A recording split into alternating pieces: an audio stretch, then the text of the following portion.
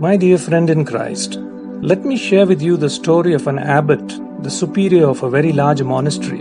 One evening, some of the monks brought to his notice a very serious complaint against a fellow monk. They said, "Father, he has violated the rules of the monastery, he misused the finances, he has been very rude to the juniors, he has used foul language, and he deserves to be dismissed immediately." They said, "Father, this is a very serious offense, and we beg of you to put him on trial and dismiss him immediately from this monastery." "Yes," the abbot said, "these are very serious offenses. Call in the whole assembly tomorrow morning, and I will pass my judgment." And the following morning, over 100 monks gathered in the assembly hall. There was a killing silence in that hall. The accused monk was kneeling in fear and trembling, with tears trickling down his cheeks, counting his last moments in that monastery.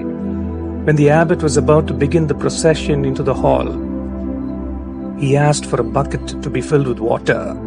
He then made holes in the bucket and began walking towards the judgment seat. The whole assembly was shocked at the strange behavior of the abbot. They saw water leaking out of the bucket as he walked towards the judgment seat in that hall. The abbot then told the assembly, "You see, this brother of ours has been accused of many things, and I find them to be true, and he deserves to be dismissed from this monastery. But did you see the bucket that I carried? It was full, but now it is empty. The water represents my many sins and shortcomings over the years, but God in His immense love and great mercy has forgiven me and emptied me of all my sinfulness. If God in His immeasurable mercy has forgiven me so much, who am I to judge this brother of mine? I forgive him as the Lord has forgiven me. He will not be dismissed. I entrust this brother of ours to God's limitless mercy and forgiveness." The abbot then concluded the assembly and embraced the accused brother. My dear friend in Christ, you and I can do nothing, absolutely nothing, to earn the mercy of God. Mercy is something we don't merit, and mercy is something we don't really deserve. If we can earn it, it ceases to be called mercy. But we receive the love, the mercy, and the forgiveness of God freely because of His goodness, His boundless goodness towards us. There is no sin so big that the Lord will not forgive. There is no sinner so miserable that the Lord will not embrace. The whole Bible is full of expressions of divine mercy. Think about that familiar incident of the woman caught in the act of adultery. John chapter 8 verse 1 to 11.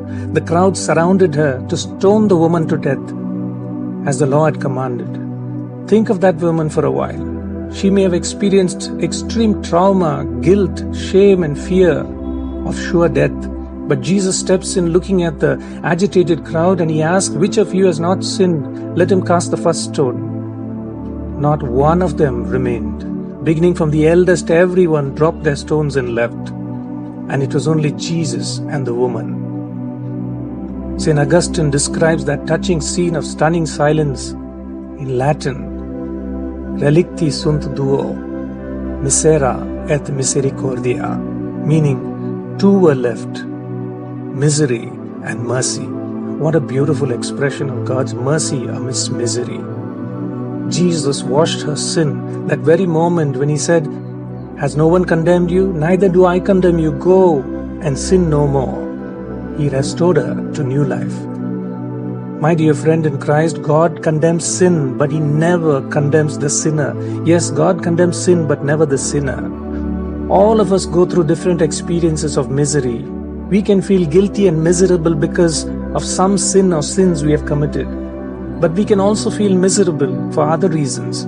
Miserable over the death of someone very dear to us. Miserable because of serious health crisis. Miserable when someone falsely accuses us. Miserable when we are emotionally or physically abused. Miserable because of a broken friendship or a marital relationship.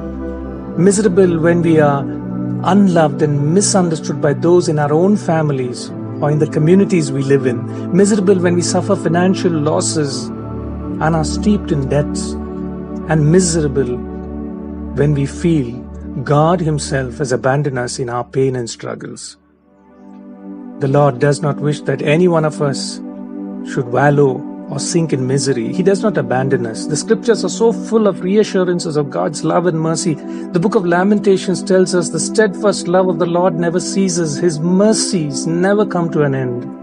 Again, the psalmist says, Psalm 34 verse 17 to 18, the righteous cry out and the Lord hears and rescues them from all their troubles. The Lord is near to the brokenhearted. He saves those crushed in spirit.